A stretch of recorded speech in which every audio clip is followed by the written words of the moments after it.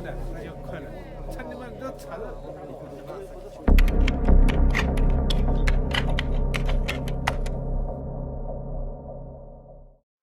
מוקדם בבוקר התעוררנו מקול של רמקולים ברחבי השכונה שלנו שצעקו את אותו המשפט שוב ושוב.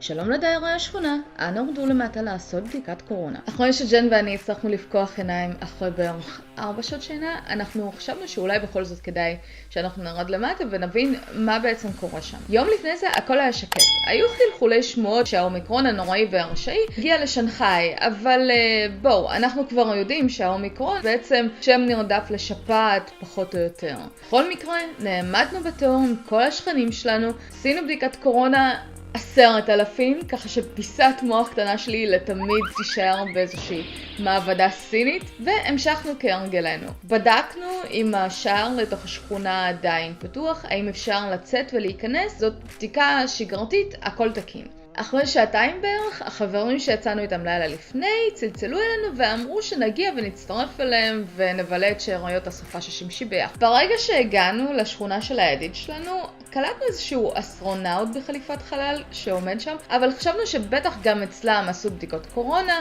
והכל תקין ולא ייחסנו לזה יותר מדי חשיבות. 3 שעות אחרי זה השותף של החבר שלנו שולח לו תמונה, כל השכונה מגודרת וסגורה ואנחנו נמצאים עכשיו בבידוד ל14 ימים. Hi guys, so we went to a place of our friends over here in this compound in Pudong, and while we're here the place got closed.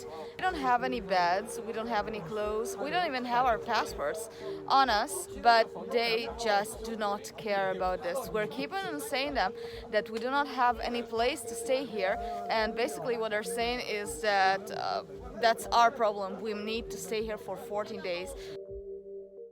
באותו הערב יצרתי קשר עם הקונסוליה של ישראל כאן בשנגחאי, ביקשתי מהם שיעזרו לנו, אנחנו לא הגענו מוכנים, היינו סך הכל 3 שעות אצל החבר. אם אי אפשר להימנע מבידוד, תעבירו אותנו אלינו הביתה, ואנחנו פשוט נשב 14 ימים בבידוד אצלנו בבית. זה בסדר.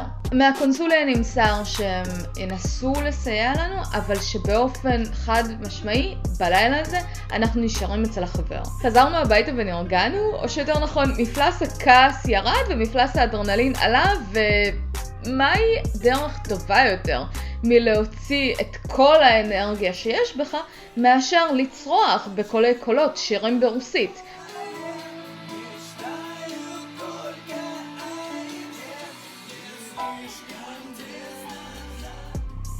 ביומיים שלאחר מכן עשינו תוכנית, קנינו קצת אוכל מתוך מחשבה שאוטוטו מצליחים לשחרר אותנו, והמשכנו ליהנות מחברתם של 2 פסנתרנים מוכשרים.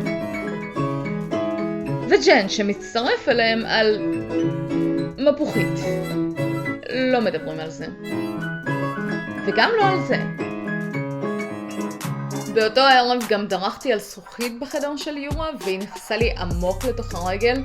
הבנים לקחו פינצטה, חיטאו לי את הפצע עם וודקה, כי בואו נחזק סטריאוטיפים על אוקראינים, ואחרי חיטוט ארוך ומגיע בתוך הבשר, הגיעו למסקנה שהזכוכית יצאה. תכלס, אם הייתי קצת יותר חכמה, הייתי מתקשרת לביטחון של השכונה ואומרת להם שאני צריכה ללכת לבית חולים. מפלס האדרנלין התחיל לרדת, והבנו שכנראה השהות שלנו בחדר מטר על מטר תתארך. פתאום התחלתי להבין את התנאים בהם אני נמצאת. החדר הפצפון בו היינו הסריח מסיגריות, והסלון לא היה סלון. היו ערמות של קופסאות וזבל לא ברור. והמטבח? המטבח. אתה נוגע במקרר והיד שלך דביקה. כלים לעבודה? אין באמת. ובכלל, התנאים? אז הכיור לא עובד. ניסינו לתקן אותו אתמול ולא יצא כלום. אז הדרך היצירתית שמצאו לטפל בזה זה א', או לצחצח שיניים במקלחת, שזה בעצם מה שעשיתי היום, או שהם לוקחים דלי כזה, ממלאים אותו במים, ואז משתמשים בדלי הזה, איך שזה לא נקרא, או לצחצח שיניים בכיור שנמצא במטבח. אתמול אני בישלתי משהו, והשותף של חבר שלנו פשוט צחצח שיניים לידינו. ועדיין, החלטתי להפוך את היום הזה ליום ישראל.